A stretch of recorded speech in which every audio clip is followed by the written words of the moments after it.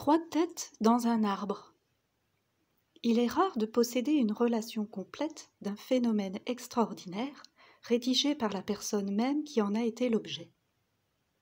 La plupart du temps, le collectionneur de faits étranges, le scribe de miracles, comme disait Charles Fort, doit se contenter de propos recueillis, de rapports de police, de résumés imprécis ou, ce qui est pis, de récits à ambition littéraire.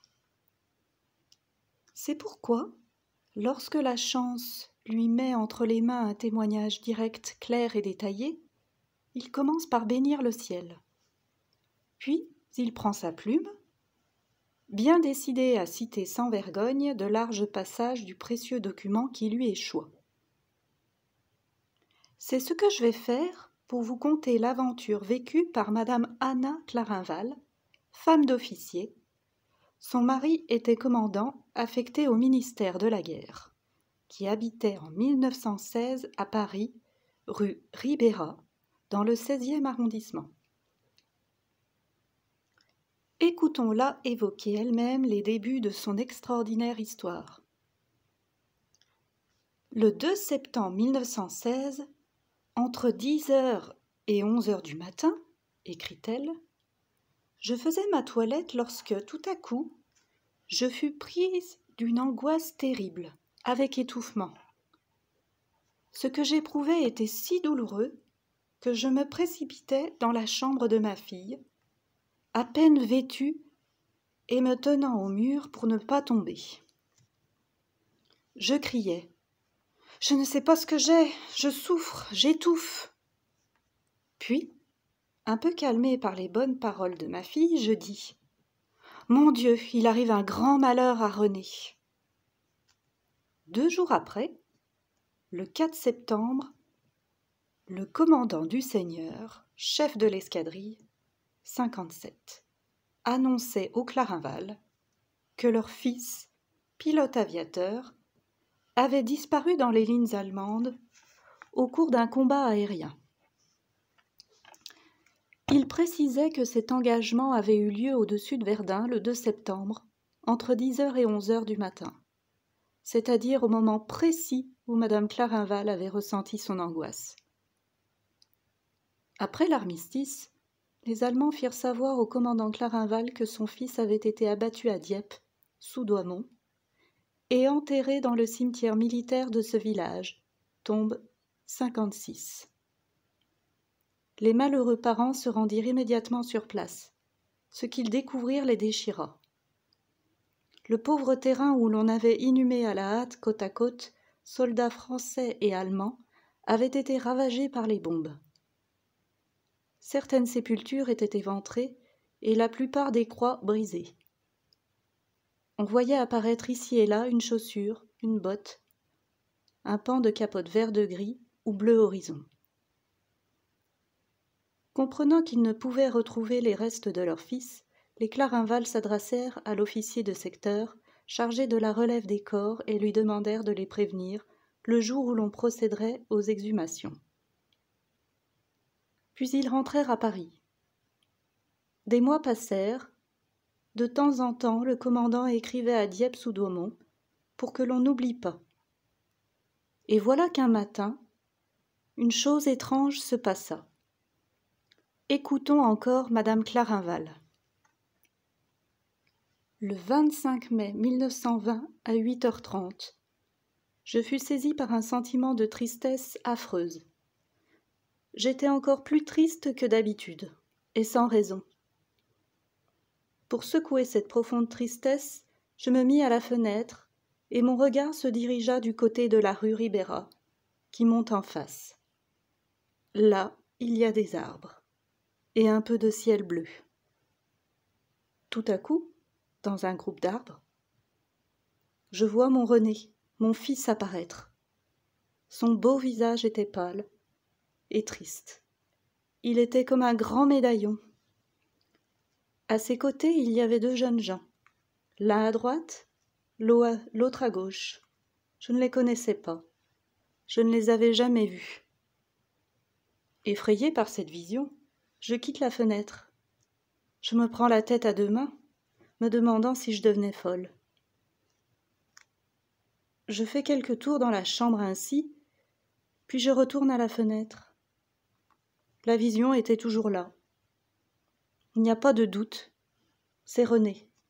Il penche la tête à gauche, comme à son habitude. Mais qui peuvent être ces jeunes gens?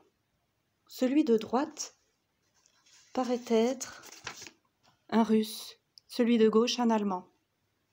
Mais alors, mon fils n'est pas mort. Il doit être prisonnier quelque part. Bouleversée encore par la frayeur, je quitte de nouveau la fenêtre et je cours pour prévenir mon mari. Arrivée à la porte de sa chambre, je me ressaisis et me dis « Non, il ne faut pas que je lui parle, il me croirait folle. Il aurait trop de peine. Que faire ?»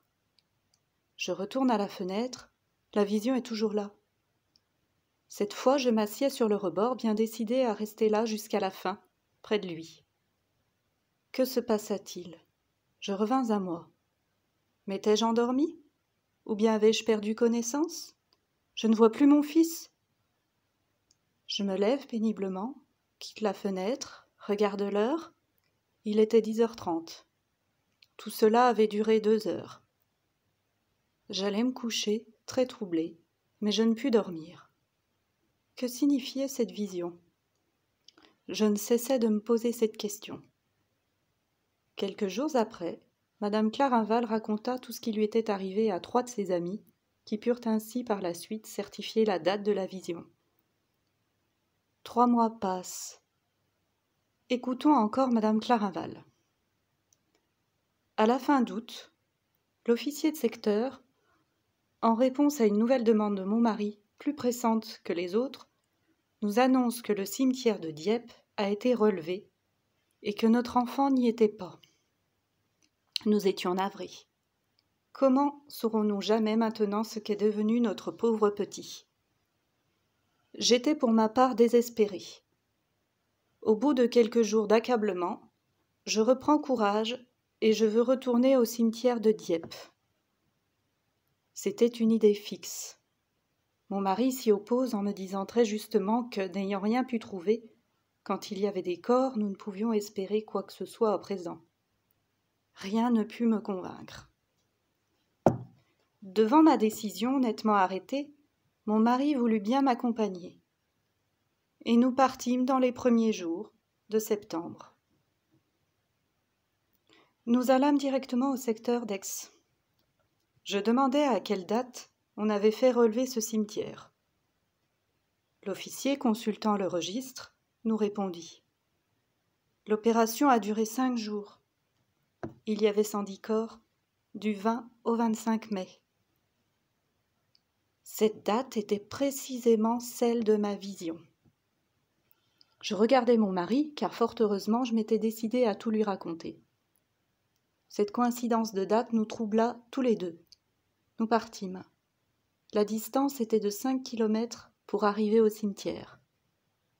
En route, je songeais que mon mari avait raison. Qu'allions-nous chercher là, puisqu'il n'y avait plus rien? Arrivé à destination, je commandai aux hommes de fouiller dans un grand trou d'obus, pensant qu'on n'avait certainement pas été chercher là-dedans. On y trouve une paire de lunettes d'aviateur. Je reprends courage. Sans nul doute, un aviateur a été enterré ici. On fouille encore. Rien, absolument rien. Enfin, un petit soldat très intelligent prend le plan et le suit à la lettre. Nous arrivons ainsi dans une fosse vide où nous trouvons un grand morceau de fourrure que je reconnais. Des gants, des fragments de bretelles en soie violette. Plus l'ombre d'un doute, mon fils a été là. Où l'avez-vous mis? Au cimetière allemand, sous la rubrique inconnue, avec une croix noire. La croix de ces maudits, jugez de ma douleur et de mon indignation. Vite, je veux aller à cet autre cimetière. Je ne veux pas que mon fils reste là. Mais l'officier s'y refuse. Il ne peut prendre sur lui de faire déterrer des corps en cercueil. Et puis, où retrouver celui que nous cherchons?